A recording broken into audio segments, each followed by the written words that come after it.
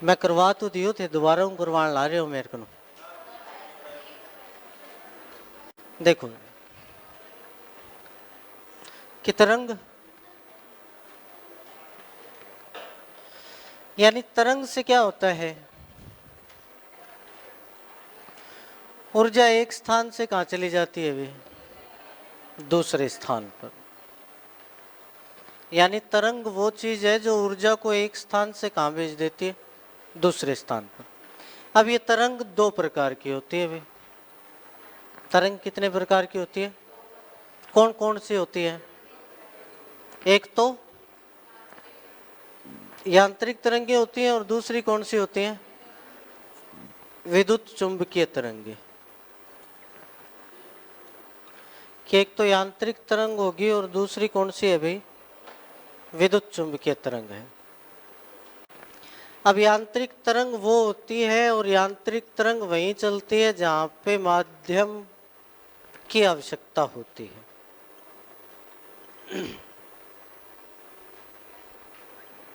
क्या चीज भाई, कि यांत्रिक तरंग वो तरंग होगी जिसको किसकी आवश्यकता पड़ेगी, माध्यम की आवश्यकता पड़ेगी। विद्युत चुंबकीय तरंग को आवश्यकता नहीं होती है वे।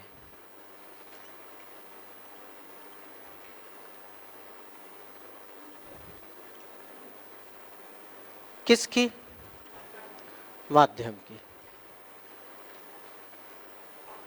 माध्यम है तो ठीक है, नहीं है और भी ठीक है। ठीक है, क्या चीज है कि इसको माध्यम की आवश्यकता नहीं है। अब माध्यम हो तो भी ठीक है और ना हो तो उससे भी ज्यादा ठीक है। ठीक है, अगर माध्यम की आवश्यकता नहीं है तो फिर ये कहाँ पे चलेगी भाई, निर्वात में। कहाँ पे चलती है, अगर ये निर्वात में चल रही है, इसको माध्यम की आवश्यकता है, तो फिर ये निर्वात में नहीं चलेगी। अगर ये निर्वात में नहीं चलेगी तो ये सिर्फ कहाँ चलेगी, ठोस में चलेगी, द्रव में चलेगी और कहाँ चलेगी, गैस में चलेगी। ठीक है, कि इसको माध्यम की क्या है, आवश्यकता है। अब चाहे वो माध्यम ठोस है, चाहे द्रव है, चाहे कैसा है, गैस है, ये चलेगी सिर्फ किस में, माध्यम में। माध्यम की आवश्यकता है इसलिए ये कहाँ पे नहीं चलेगी, तो क्या बताओगे, निर्वात में नहीं चलेगी। इसको माध्यम की आवश्यकता ही नहीं है तो फिर ये कहाँ चलेगी, जैसे कौन सी तरंगे भाई, प्रकाश तरंगे। कौन सी तरंगे, बीच में निर्वात है, सूर्य की किरण नीचे आएगी तो बीच में क्या है, क्योंकि वायुमंडल नहीं है, कि यहाँ पे क्या चीज नहीं है भाई, वायुमंडल नहीं है। वायुमंडल नहीं है पर सूर्य की किरण कहाँ पहुंच जाती है, पृथ्वी पर। यानी किस से होके गुजरी है, वायुमंडल नहीं है, निर्वात है। निर्वात से होके गुजरी, नीचे तो वायुमंडल है, धूल कण गैस वायु सब कुछ है, तो माध्यम है वहां पे। ठीक है, तो इसीलिए बोला है कि विद्युत चुंबकीय तरंगों को माध्यम की आवश्यकता नहीं होती है। कहाँ चलती है, निर्वात में चलती है। अब माध्यम हो चाहे ना हो, विद्युत चुंबकीय तरंग पे कोई फर्क नहीं पड़ेगा। ठीक है, लेकिन यांत्रिक तरंगे हैं, इनको सिर्फ किसकी आवश्यकता है, माध्यम की। माध्यम कौन कौन से होने चाहिए, तो क्या बताओगे, चाहे ठोस हो, चाहे द्रव हो, चाहे क्या चीज हो भाई, गैस हो। पर यांत्रिक तरंगे कहाँ नहीं चलती हैं, तो क्या बताओगे, निर्वात में नहीं चलती हैं। अब ये यांत्रिक तरंगे दो प्रकार की होती हैं भाई। यांत्रिक तरंगे कितने प्रकार की होती है, दो प्रकार की। कौन कौन सी होती है, एक अणु और एक क्या होती है, अनुप्रस्थ। ये क्या है,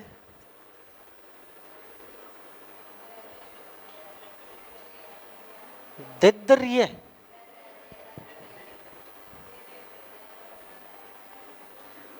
क्या चीज है ये, दिद्र्य, क्या दिद्र्य,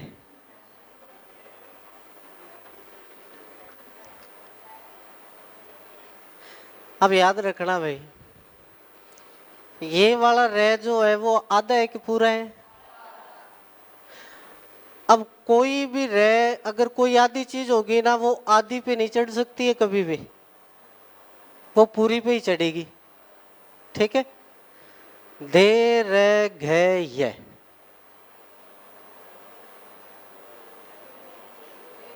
क्या बोला है मैंने?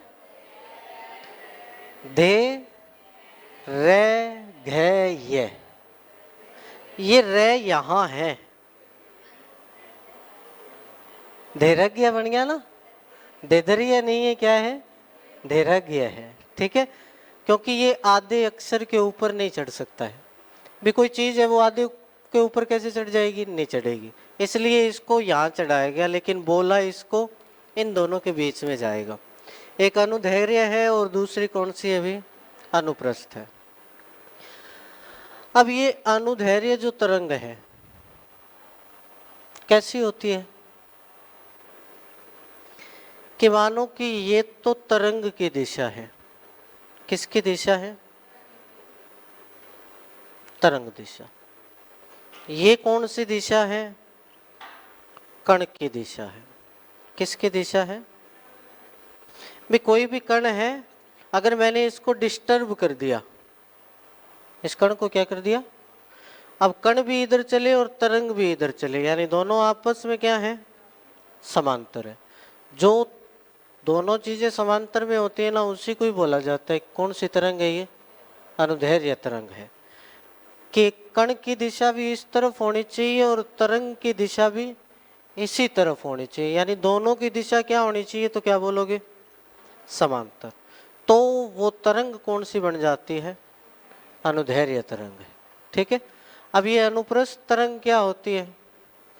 तो ये किसकी दिशा है? तो तरंग की दिशा है। ये किसकी दिशा है? तो कण की दिशा है। किसकी दिशा है? तो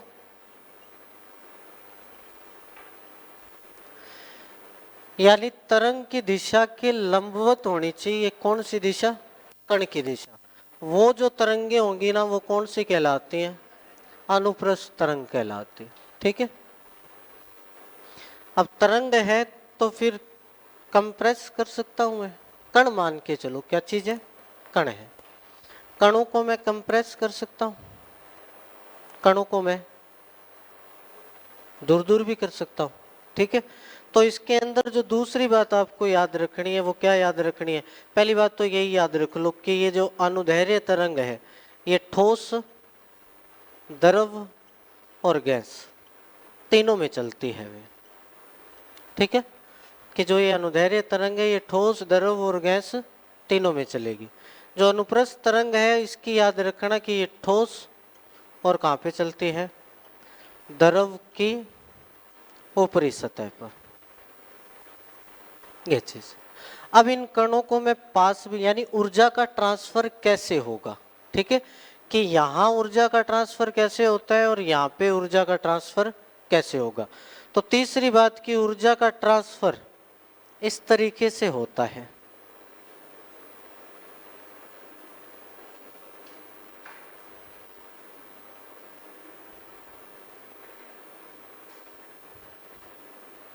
ठीक है, कि कणों को मैंने पहले क्या कर दिया? कंप्रेस कर दिया, फिर कणों को छोड़ दिया, फिर वापस क्या कर दिया?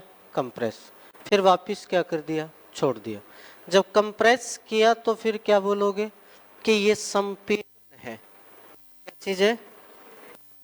जब छोड़ा तो ये क्या चीज है? विरलन। ये क्या चीज है?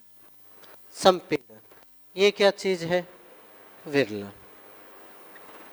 तो ऊर्जा का ट्रांसफर होता है किसके अंदर? अनुदैर्ध्य तरंग के अंदर। तो क्या बोलोगे?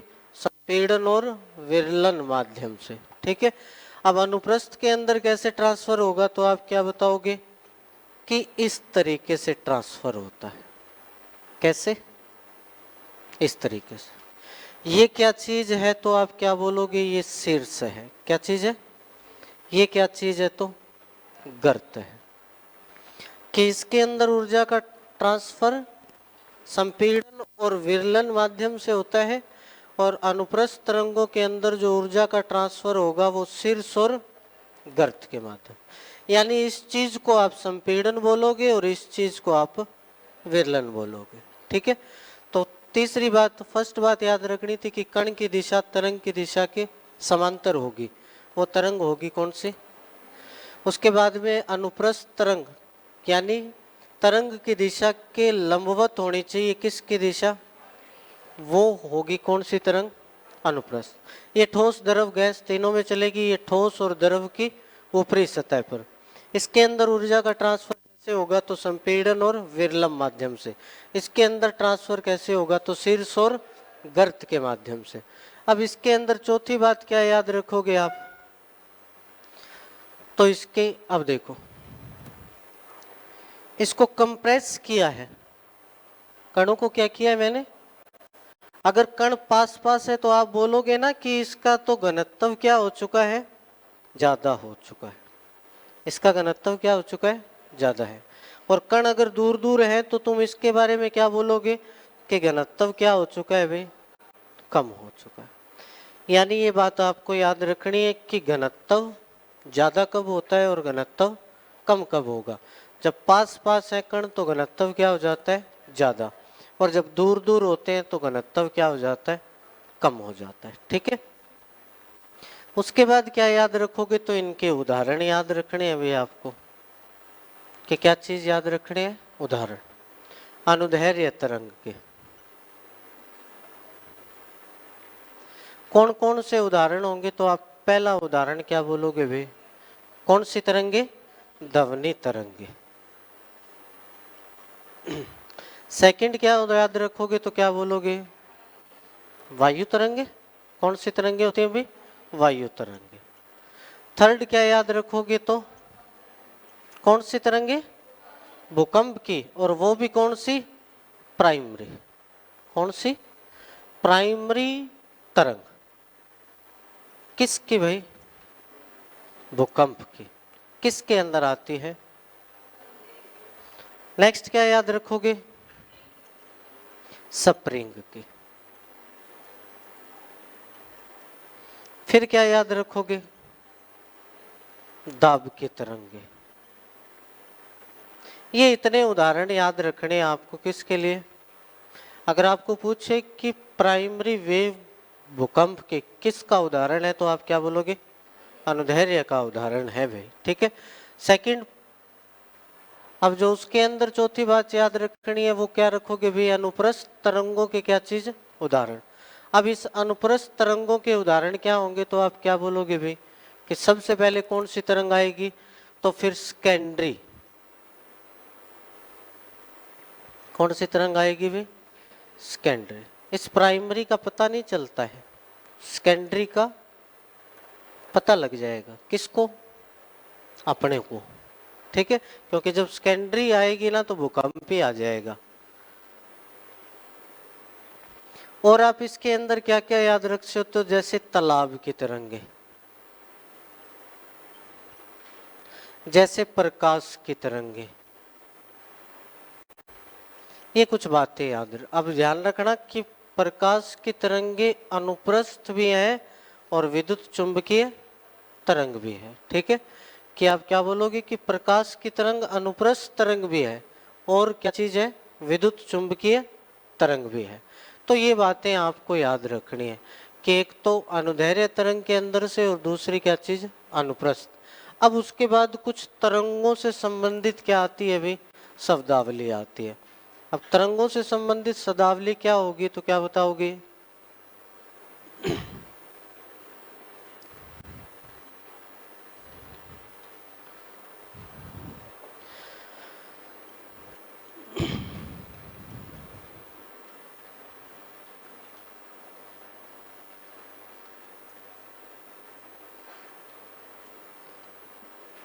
कहीं ना कहीं लिखी मिल जाएगी आपको नोट्स में। ठीक है, मैं क्रम वाइज पढ़ा रहा हूँ आपको, कि सबसे पहले जो पढ़ना पड़ेगा वो आपको क्या पढ़ना पड़ेगा, आयाम। क्या चीज पढ़ना पड़ेगा भाई, आयाम। सेकंड जो चीज पढ़नी पड़ेगी वो क्या पढ़नी पड़ेगी भाई, आवर्ती। और तीसरी चीज क्या पढ़नी पड़ती है भाई, क्या है? आवर्तकाल।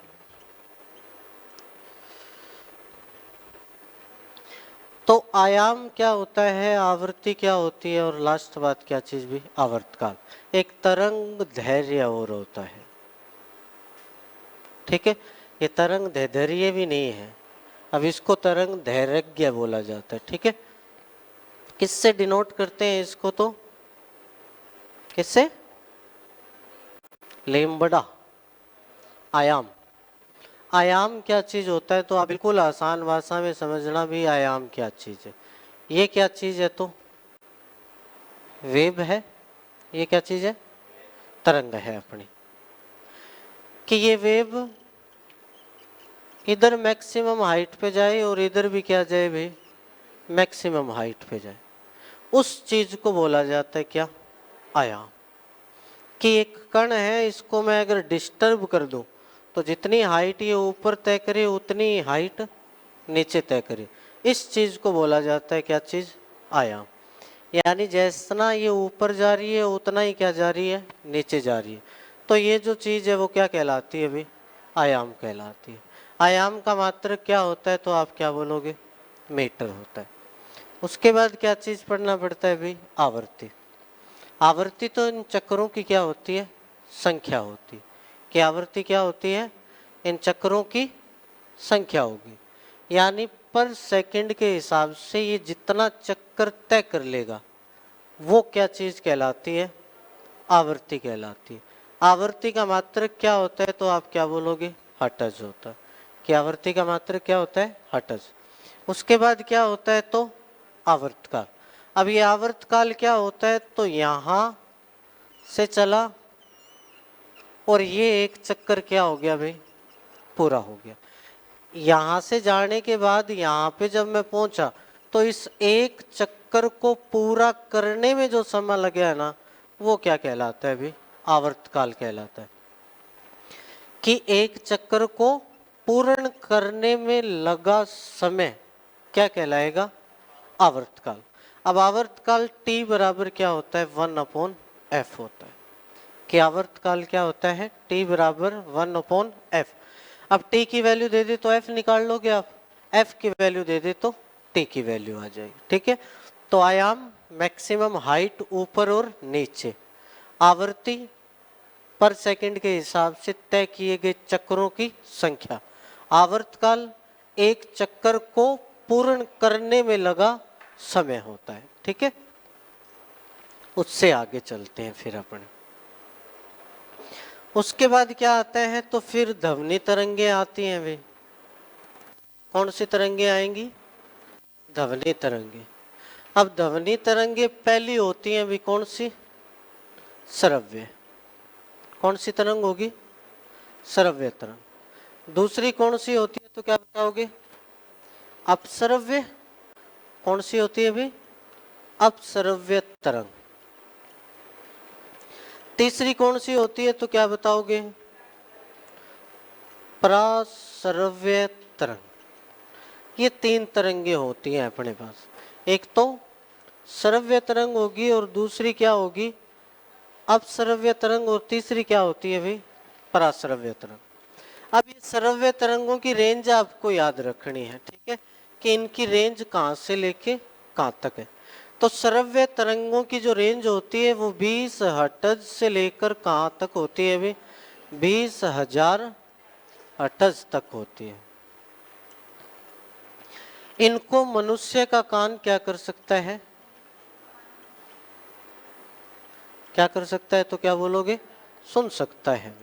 यही क्वेश्चन आरआरबी जेई के अंदर आया है कि मनुष्य का कान किस रेंज की ध्वनि को सुन सकता है। तो ऑप्शन में यही था कि 20 हर्ट्ज से लेकर कहाँ तक? 20,000 हर्ट्ज तक की ध्वनि को क्या कर सकता है? वो सुन सकता है, ठीक है। कि श्रव्य तरंगे वो तरंगे होंगी जिनकी रेंज कहाँ से लेके कहाँ तक होती है? तो 20 हर्ट्ज से लेकर 20,000 हर्ट्ज तक। इनको मनुष्य का कान क्या कर सकता है भाई? सुन सकता है। उसके बाद आती हैं कौन सी तरंगे? अपश्रव्य। इनकी रेंज कहाँ तक होती है? तो ये 20 हर्ट्ज से क्या होती है भाई? कम होती है। कि 20 हर्ट्ज से क्या चीज होंगी, कम है। मनुष्य का कान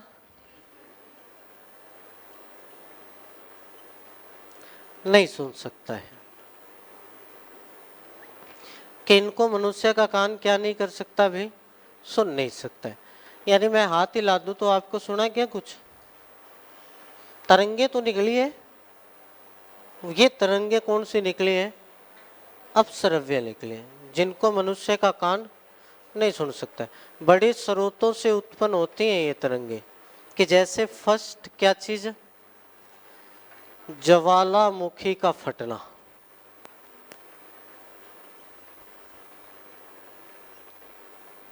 आप ज्वालामुखी के पास खड़े हो जाना, कब फट जाएगा आपको पता ही नहीं चलेगा।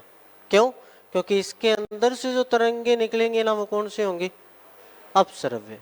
ये तरंग आपको सुनाई नहीं देगी। सेकंड उदाहरण इसका क्या लेके चलोगे कि बड़ी बर्फ का गिरना।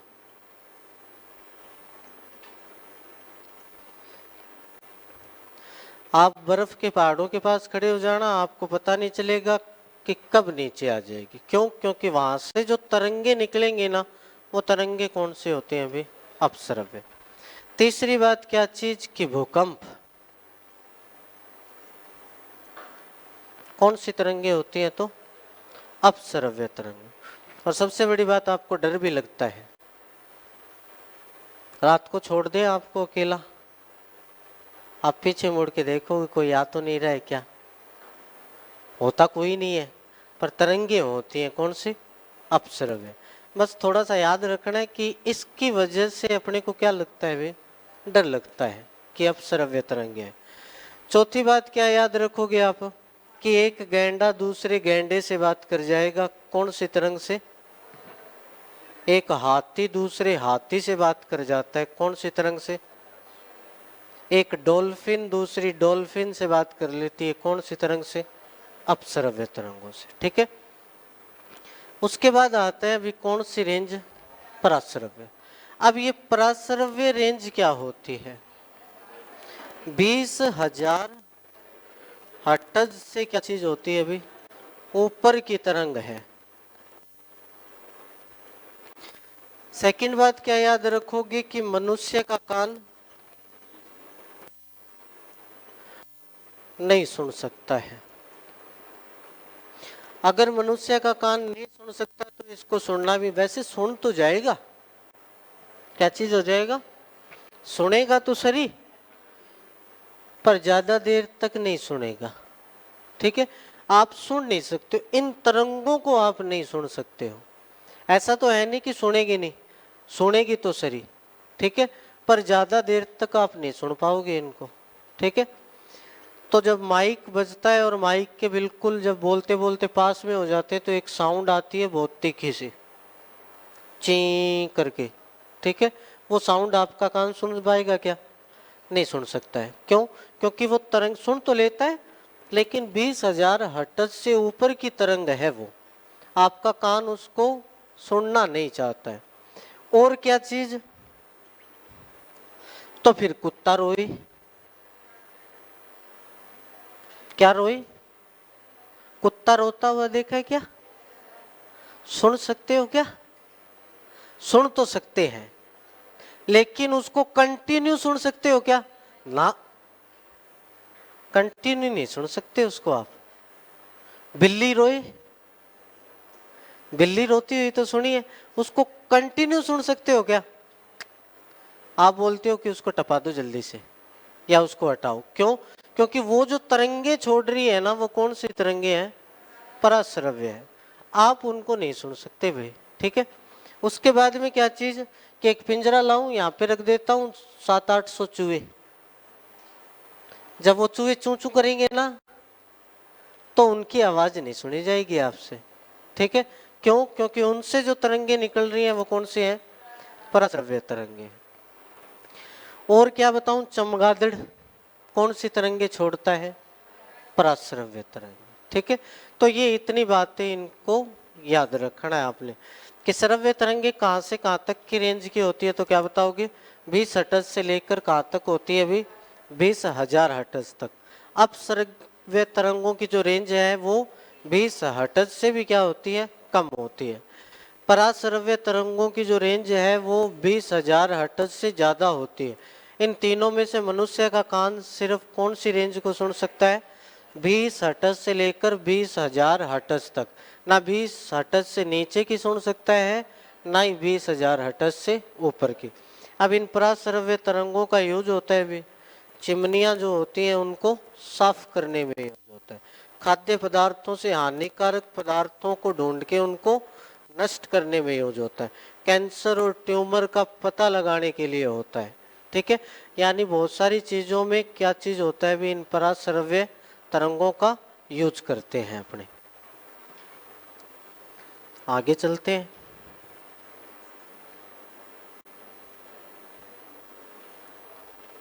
तो फिर नेक्स्ट क्या पढ़ना पड़ेगा भी,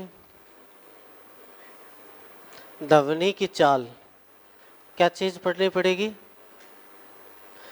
अब ध्वनि की चाल अपने को सिर्फ 3 ही चीज़ें पढ़नी है। एक ठोस के बारे में पढ़ना है, एक द्रव के बारे में, और तीसरा किसके बारे में पढ़ना है भी, गैस के बारे में। ठीक है, कि ठोस में चाल कितनी होती है, तो आप क्या बोलोगे, 5130 मीटर पर सेकंड के हिसाब से चलती है।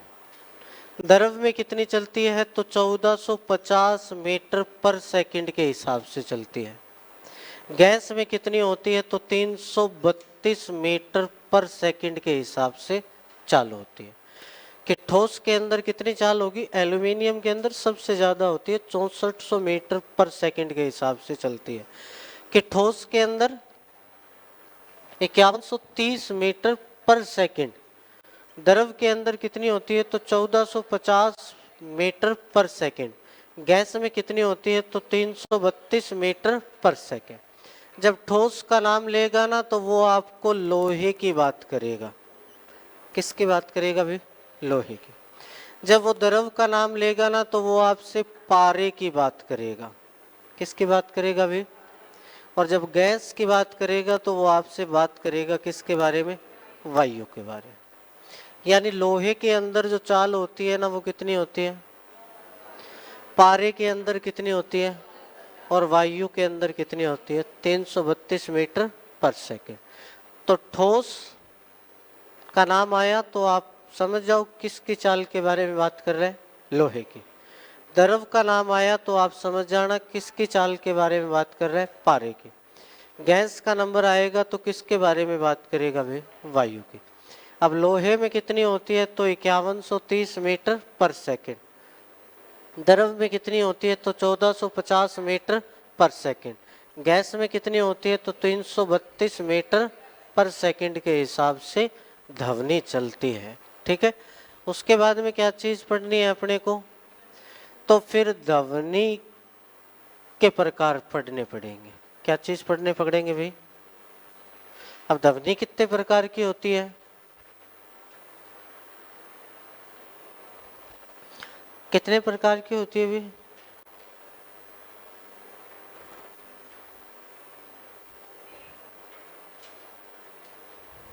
कौन लिख लो,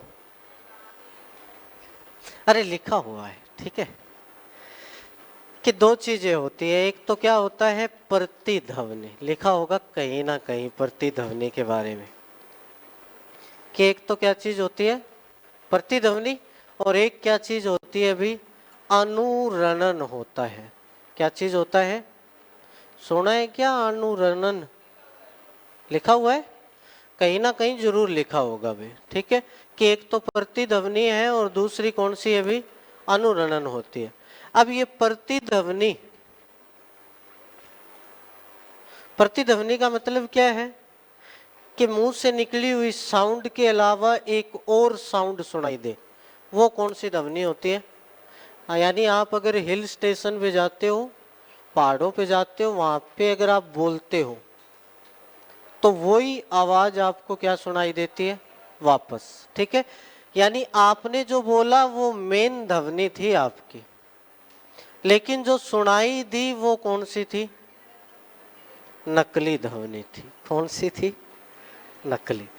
इसी को ही बोला जाता है क्या चीज, प्रतिध्वनि।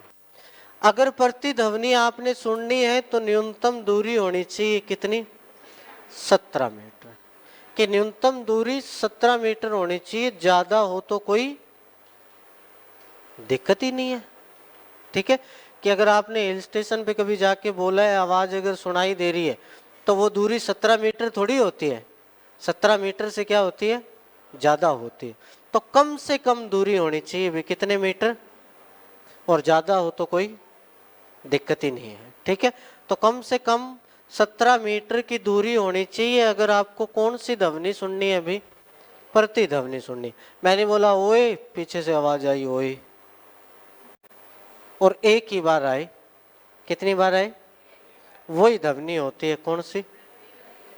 अब अनुरणन जो बार बार आए,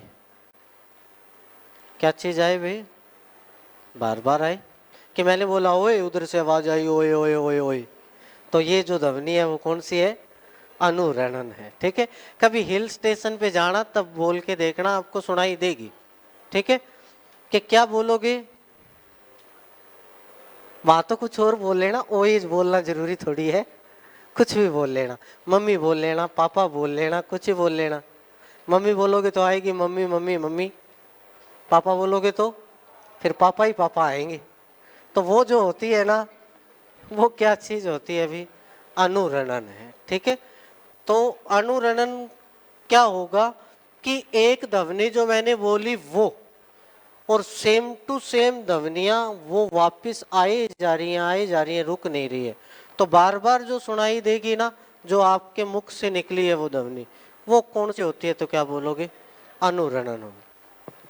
ध्वनि का जो इफेक्ट है कान के ऊपर, वो 1/10 सेकंड तक रहता है। वे कितने सेकंड तक रहता है?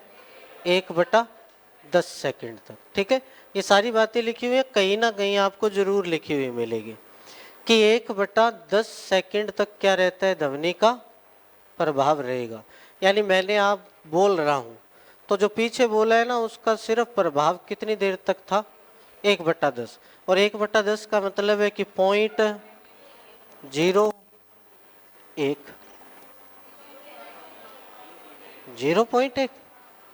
0.01, 0.1,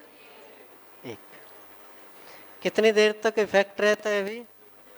कि इतना सेकंड, 0.1 सेकंड तक क्या रहेगा आपके कानों पर? इसका इफेक्ट रहता है भी।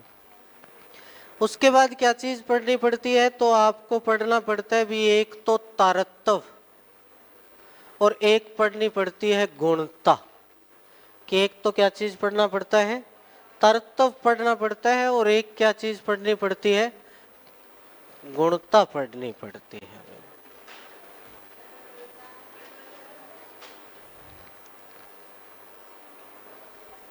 अभी तारतव अलग अलग डिपेंड करता है कि महिला और बच्चे, और किस पे भाई? पुरुषों पे। कि महिला और बच्चे की आवाज क्या होती है? तो पतली होती है। महिला और जो बच्चे की आवाज क्या है? पतली होती है। लेकिन पुरुषों की आवाज जो है वो क्या होती है? मोटी होती है। मोटी का यानी भारी आवाज है। अगर इनकी आवाज पतली है तो वजह ये है कि जो इनकी आवृत्ति है वो ज्यादा है। इनकी आवृत्ति क्या है भाई? ज्यादा है। अगर इनकी भारी आवाज है तो इनकी आवृत्ति क्या है? कम है। इनकी आवृत्ति क्या होगी भाई? कम होगी। जैसे मच्छर और क्या चीज? शेर। एक तो मच्छर भिनभिनाहे और एक शेर दहाड़े। तो मच्छर की भिनभिनाहट कान के आगे करीब आके, उसकी आवाज कैसी है? पतली है कि मोटी है? पतली है बिल्कुल। ठीक है, क्यों? क्योंकि उसकी आवृत्ति क्या है? ज्यादा है। ठीक है, ऐसे शेर दहाड़े, दाड़न की कोशिश करना रही है कि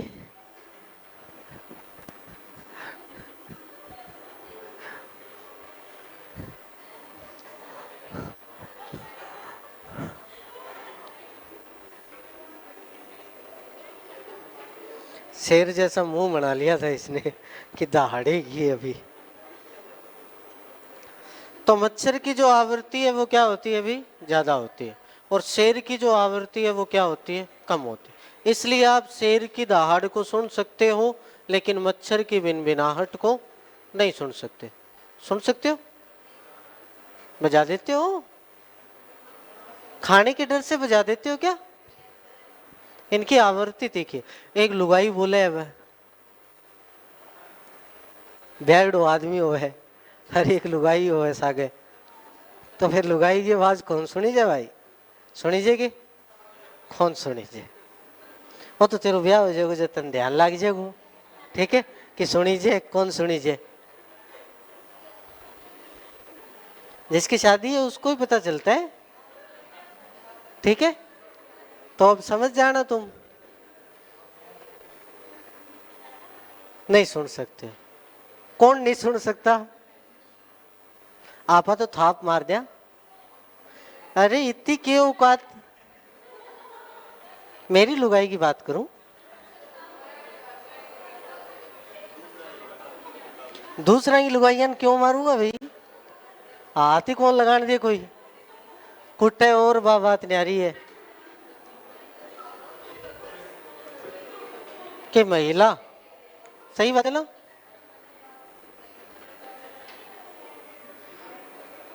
भाई जाहिर सी बात है, छोटी सी बात है कि औरत घर को बसा सकती है, औरत घर को उजाड़ भी सकती है। सबसे बड़ा हाथ किसका है? औरत का ही है। सबसे बड़ा हाथ किसका होता है? औरत का। भी सीधी सी बात है, 22 या 25 साल तक मेरे माँ बाप ने मेरे पास रखा मेरे को, ये आके बोलती है कि चल। कहाँ चल? तू जहां से आई है वहां चल। अरे आदमी को भी तो फर्क होवे, आदमी आदमी का भी फर्क होता है। भी ये महिला है ना, ये सब कुछ कर सकती है, कर सकती है कि नहीं? आपको जिंदगी की हकीकतें बताता हूं कि महिला सब कुछ कर सकती है। महिला चाहे तो घर को बसा सकती है, महिला चाहे तो घर को उजाड़ भी देगी भी। तो महिला को घर हमेशा बसाना ही चाहिए। अरे सासू को काम किए है लड़नो, सासू को काम है लड़नो, बात तो बोलेगी। इल्ली सुन लियो, इल्ली काट दो, दिक्कत की है?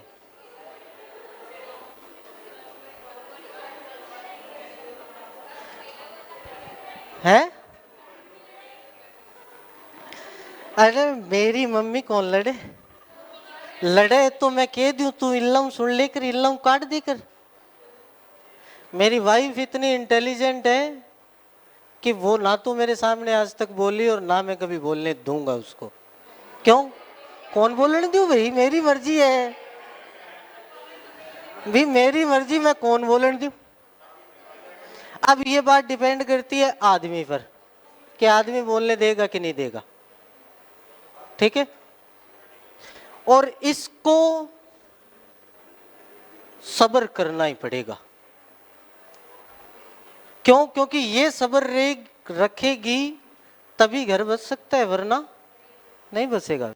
मेरी वाइफ तो ऐसी है कि बिन कह देनी तो बार रो गए टाइम काट दिए, कमरा में जाके रो लेगी और चुपचाप बस मना गए, और मेरे को बताएगी और नहीं भी ये हो गया, मैं क्या बात आज उदास कैसे? यही बस मैं बढ़िया बात है, यही तो 2 घंटा और बैठ उदास, दिक्कत की है? भी जब यही उदास है तो 2 घंटा और बैठो, ठीक है। तो औरत का हाथ सबसे बड़ा होता है, ठीक है। आप इस बात को ध्यान रखना भी, आप अपने माँ बाप को छोड़ सकते हो क्या? नहीं छोड़ सकते। तो वो कैसे छोड़ देगा? भी तू बोलेगी घर से चल, क्यों चल भाई? इसको कोशिश करनी पड़ेगी हद से ज्यादा उस घर को संभालने के लिए, बस सीधी सी बात सबको बोल रहा हूं आपको मैं, ठीक है, A to Z जितने ही बैठे हो, कि घर को बसाना है, ठीक है, चाहे कुछ ही हो जाए। फिर आपको पता है ना कि नारी शक्ति ही सबसे अच्छी है, नारी शक्ति के अलावा कुछ भी नहीं है, क्योंकि नारी के अंदर जितनी शक्ति है उतनी शक्ति तो किसी के अंदर है ही नहीं। ठीक है, तो इस बात को ध्यान रखना भी, आप कोई भी है, चाहे महिला है चाहे पुरुष है, इसकी जरूरतें आप पूरी करो बस। कि बच्चा, अरे छोटी सी बात तेरे समझानी, अगर कोई समझ सकता है ना इस बात को, वो इंसान वास्तव में क्या है, इंसान है। और इतना अच्छा इंसान कभी नहीं हो सकता। ठीक है, जो अपनी गृहस्थी को चला दे वो ही इंसान है बस। कि पतली आवाज किसकी होती है, तो महिला और बच्चे की होती है। ठीक है, क्यों? क्योंकि इनकी आवृत्ति क्या होती है, ज्यादा होती है। मच्छर की भी आवृत्ति क्या है, ज्यादा है। शेर की आवृत्ति कम है। पुरुषों की आवाज मोटी होने की वजह यही है कि जो इनका तारतम्य है वो क्या होता है, भी ज्यादा होता है। ठीक है, कम होता है। ठीक है, यानी आवृत्ति क्या हो जाएगी, कम हो जाएगी। उसके बाद दूसरी जो चीज आती है वो क्या चीज है भी, अब ये क्या चीज होती है, तो आप छोटी सी बात समझ लेना कि एक मैं गाऊं और एक सोनू निगम गाए।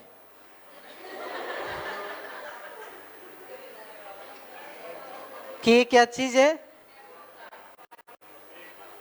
कि एक तो मैं गाऊं और एक कौन गाए, सोनू निगम। तो फिर मैं तो आउट और सोनू निगम इन। क्यों? क्योंकि सेम चीज से, कि जिस रेंज से वो गाना गा रहा है उसी सेम रेंज से मैं भी गाना गा रहा हूं। तो आप साउंड में फर्क बता सकते हो। क्यों? क्योंकि वो सुर लगाएगा और मैं बेसुर लगाऊंगा, तो आवाज में क्या आ जाएगा भाई, अंतर आ जाएगा। वही चीज है कि आपको दो समान आवाज में क्या कर देना, अंतर। भी एक तरफ इधर फोन लगा है, एक तरफ इधर फोन लगा है, एक तरफ मम्मी का फोन है, एक तरफ मासी का फोन है, दोनों सेम साउंड से बोल रही है, तो आपको तो पता लग जाएगा ना। पहले फोन को घुमा लेना इधर उधर, फिर पता करना, आपको साउंड से ही पता चल जाएगा कि इस वाले कान में माँ की आवाज आ रही है, इस वाले कान में माँ की बहन की आवाज आ रही है। ठीक है, मासी की आवाज आ रही है। ठीक है, तो ये है। तो गुणता यही चीज होती है कि सेम साउंड के अंदर क्या कर देना, फर्क मालूम कर देना, वही चीज क्या कहलाती है भाई, गुणता। उसके बाद क्या चीज पढ़ना पड़ता है, तो एक मेक संख्या पढ़नी पड़ती है भाई अपने को। क्या रह गया, अरे प्रबलता यानी आयाम से रिलेटेड है। किससे रिलेटेड है, यानी जो तीव्रता है वो आयाम पे क्या करती है, डिपेंड करती है। कि जो तीव्रता है वो किस पे डिपेंड करती है, आयाम पे। वही चीज होती है भाई क्या, प्रबलता। कि आयाम पर कौन डिपेंड करता है, तीव्रता।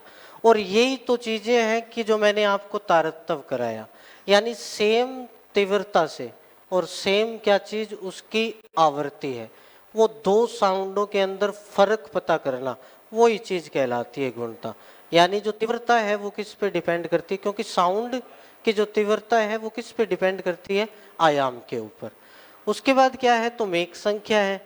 मेक संख्या क्या होती है, तो एक क्वेश्चन आता है भी कि मेक संख्या का यूज कहाँ होता है। तो मेक संख्या का यूज होता है भाई कहाँ पे, वायुयान में। कहाँ पे होता है भाई, यानी वायुयान की चाल को किससे नोट किया जाता है भी, मेक संख्या में। कि वायुयान की चाल को किससे नोट किया जाता है, तो आप क्या बताओगे, मेक संख्या के अंदर। अब उसके बाद क्या चीज होती है, तो आप क्या बताओगे भाई कि ये जो मेक संख्या है, ये मेक संख्या एक से क्या हो भाई, कम हो। ठीक है, कि मेक संख्या की जो वैल्यू है वो किससे कम होनी चाहिए, एक से। अगर मेक संख्या की वैल्यू एक से कम होती है तो उसको नाम दिया जाता है भी क्या चीज, कि वो सब सोनिक रेंज की है।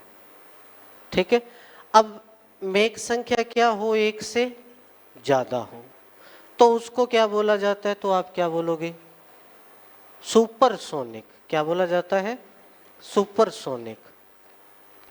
और जब मेघ संख्या 5 से ज्यादा हो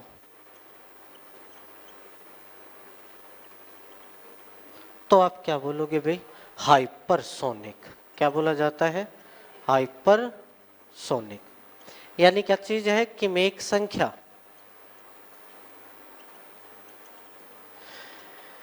कि किसी माध्यम में वस्तु की चाल करो या पिंड की चाल कर दो, उसी माध्यम में क्या चीज भाई?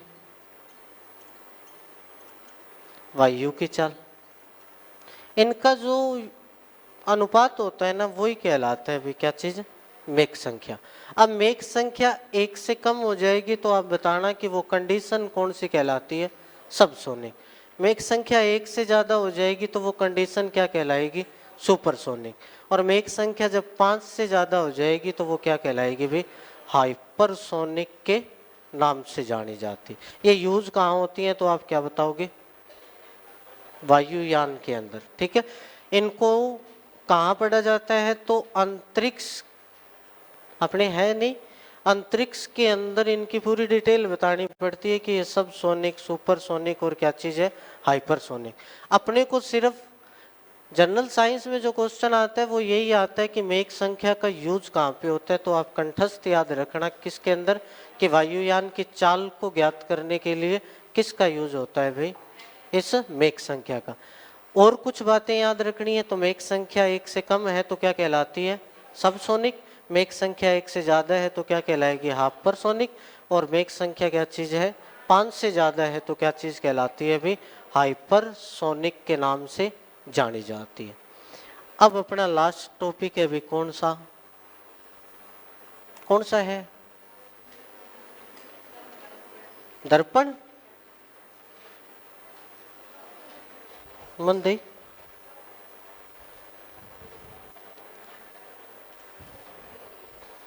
पुचक।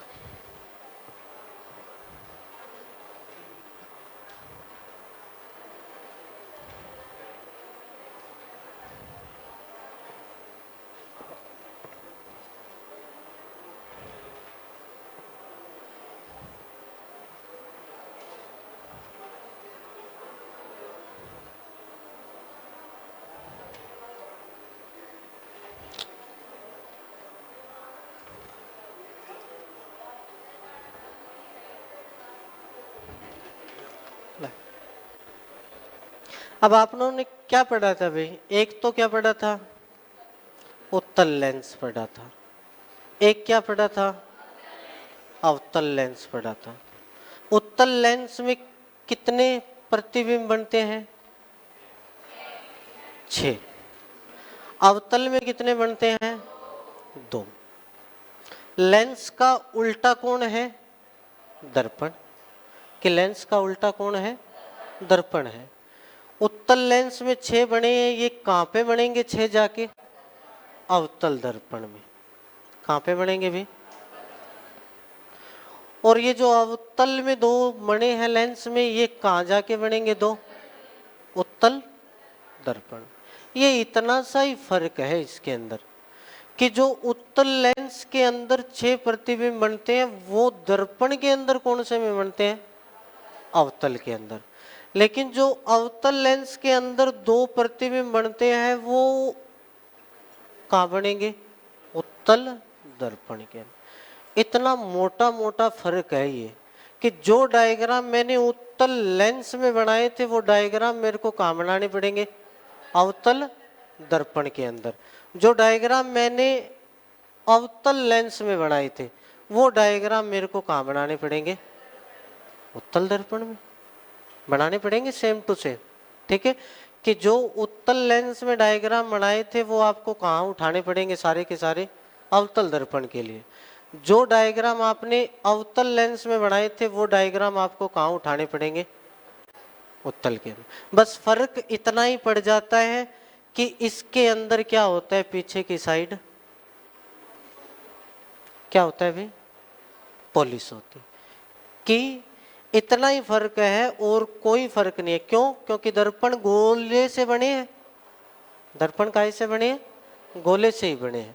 अगर इन गोलों को बीच में से काट दिया जाए तो इसमें क्या चीज है भी कि पहली बात तो राइट साइड में क्या होती है, पॉलिश होती है। कि अब ये आपको जो दर्पण दिख रहा है, एक इधर वाला दर्पण है और एक इधर वाला दर्पण, आप पॉलिश करोगे किस साइड के अंदर, राइट साइड में। इसकी राइट साइड ये रही, इसकी राइट साइड ये रही। अब आप दर्पण को छू के ही पता लगा सकते हो कि कौन सा उत्तल है और कौन सा अवतल है। अगर इसको यूं छूऊं तो आपका उठाव हो रहा है या दबाव हो रहा है, अगर उठाव है तो कौन सा, अगर दबाव है तो अवतल है। अब जो डायग्राम मैंने किस में बनाए थे भाई, वो सेम टू सेम 6 के 6 डायग्राम आपको कहाँ बनाने पड़ेंगे, अवतल दर्पण के अंदर। जो डायग्राम मैंने उत्तल लेंस के अंदर बनाए थे वो सेम टू सेम मेरे को कहाँ बनाने पड़ेंगे, उत्तल दर्पण के अंदर। यानी 6 और 2 कितने डायग्राम, 8 डायग्राम। ठीक है, अब कौन सा प्रतिबिंब कहाँ बनता है ये आप याद कर लोगे। ठीक है, कि मैं 6 के 6 डायग्राम बनाऊं यहाँ पे, तो आपको मैंने एक बात बता दी कि उत्तल लेंस में मैंने आपको सब कुछ सिखा दिया ना कि डायग्राम कैसे बनता है, तो वो सेम टू सेम डायग्राम आप कहाँ बना देना, और जो मैंने अवतल में बना दिए वो सेम टू सेम कहाँ बना देना, उत्तल में। बस फर्क इस पॉलिश का आएगा और किसी का नहीं आएगा। ठीक है, कि फर्क सिर्फ किसका आने वाला है, पॉलिश का आने वाला है। कि जैसे ये चीज है, ये कौन सा लेंस, कौन सा लेंस है, वस्तु यहाँ पे रख देता हूं मैं, टकराएगी, टकराएगी, उधर जाएगी, ये फोकस बिंदु है, उधर तो नहीं जाएगी, किधर से होके गुजरना पड़ेगा, फोकस से। अब नेक्स्ट किरण फोकस से निकलेगी, कि अब आपको आभास करने पड़ेंगे, अगर इधर से नहीं मिल रही है तो फिर पीछे से चलती होगी कोई किरण, कि एक किरण ऐसे गुजारनी जरूरी है जो यहाँ से निकलेगी एकदम बीचों बीच से, और जब बीचों बीच से निकलेगी तो फिर ये प्रतिबिंब बनेंगे यहाँ पे। ठीक है, तो फर्क छोटा सा ही फर्क है कि इधर पॉलिश है, यानी इधर पॉलिश है और इधर क्या चीज है, पॉलिश है। तो जब इधर किरण टकराएगी, अगर नहीं बन रहा है ना तो फिर आपको क्या करना पड़ेगा, आभास करना पड़ेगा भाई। और जब आप आभास करोगे ना तो फिर अगर ऐसे नहीं मिल रही है तो फिर आप ऐसे टपा देना लाइन को, तो फिर प्रतिबिंब क्या हो जाएंगे भाई, बनना शुरू होते हैं। ठीक है, ये इतनी सी बात है।